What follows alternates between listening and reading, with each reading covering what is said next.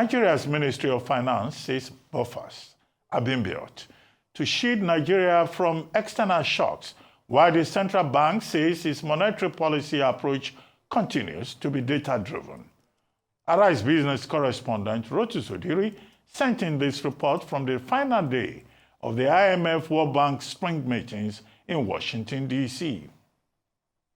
To see how we can strengthen. Nigeria's Minister of Finance and Coordinating Minister of the Economy, Wale Edun, and the Governor of the Central Bank of Nigeria, Olayemi Cardoso, held a joint press conference with Nigerian media at the World Bank building in Washington, D.C.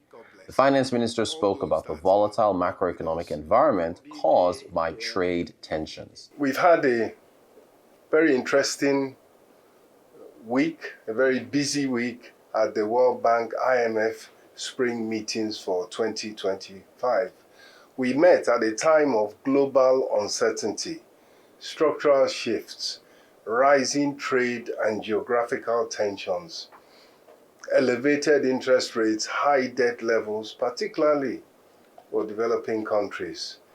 And this has impacted these countries heavily, especially in sub-Saharan Africa. We also took time this week as ministers of finance and governors of central banks around the world to review the global policy agenda set by the IMF last October, as well as the update on the World Bank Group evolution process.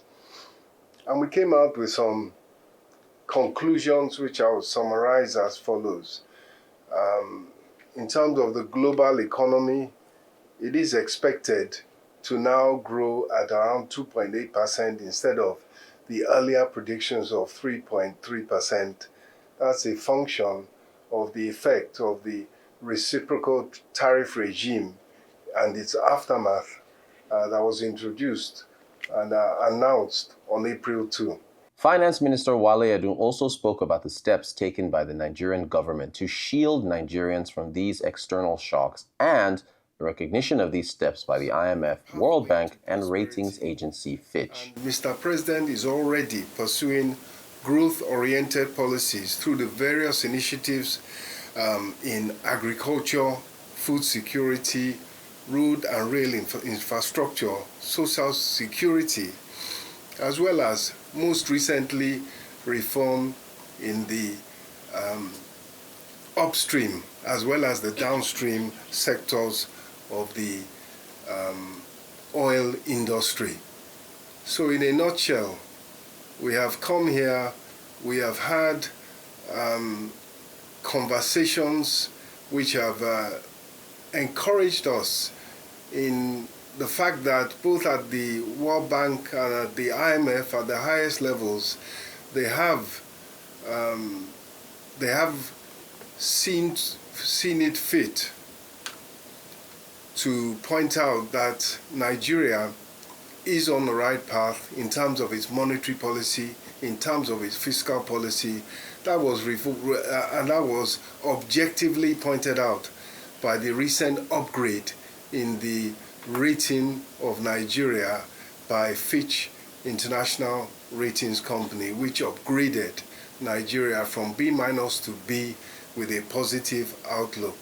For the central bank. On the monetary policy side, Central Bank of Nigeria Governor Olayemi Cardoso talked about steps taken to strengthen Nigeria's monetary buffers, also the focus on bringing inflation down to single digits, and stabilizing the exchange rate and narrowing the gap between the parallel and official FX markets.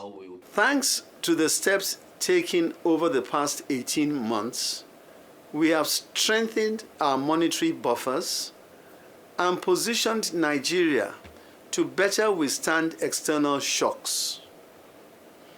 Indeed, the macroeconomic stability we're beginning to see today would not have been possible without these decisive actions. We recognize that inflation remains the most disruptive force to the economic welfare of Nigerians. Our policy stance is firmly focused on bringing inflation down to single digits in a sustainable manner over the medium term. Our goal is to restore price stability, protect household purchasing power, and lay the foundation for long-term investment. Another key pillar of our reforms is a market-determined foreign exchange regime. We have embraced market-driven pricing for the Naira, significantly enhancing transparency and restoring investor confidence. Again, thanks to disciplined reforms and policy clarity, the Naira has stabilized at a more sustainable level against the US dollar. The one wide gap between the official and parallel market rates has all but disappeared, a first in Nigeria's recent history, and speculative arbitrage has all but vanished. I have actually identified. Nigeria has been engaging diaspora Nigerians and foreign investors after its economic reforms. Before the spring meetings in Washington, D.C., the NGX and the Central Bank of Nigeria held a global forum with economists and asset managers in New York. Governor Cardoso described the forum. In the lead up to the meetings, we convened a high-level global forum at NASDAQ market site in New York. The forum brought together top-tier global investors, senior financial stakeholders, and influential diaspora leaders to engage in a candid discussion on Nigeria's macroeconomic outlook and reform trajectory. The forum focused on facts and the future. An open and constructive dialogue aimed at reviewing our progress, addressing challenges, and forging stronger long-term partnerships. Underpinning this engagement was a clear objective: reaffirming the Central Bank of Nigeria's role as a credible, globally respected institution, trusted internationally, and committed to excellence at home. I am pleased to share that the New York Forum delivered powerful outcomes. It significantly bolstered investor confidence in Nigeria's market fundamentals, with leading voices from across the global financial system going on record to affirm the country's economic progress and renewed standing as a compelling investment destination. One particular highlight from the forum was the feedback from foreign investors about the promptness of data from the Central Bank of Nigeria. Governor Cardoso stressed a data-driven approach to monetary policy decisions in Nigeria. As the coordinating minister had said, this growing confidence is further reinforced by Fitch's recent upgrade of Nigeria's credit outlook, underscoring international recognition of our disciplined reforms and the bold steps we are taking to restore macroeconomic stability.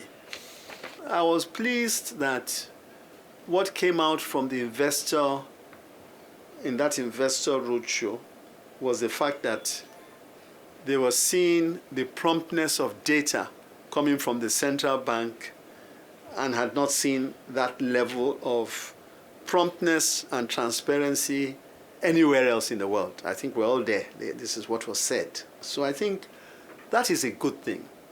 And all we will do is continue to make data the center of decision-making within the central bank.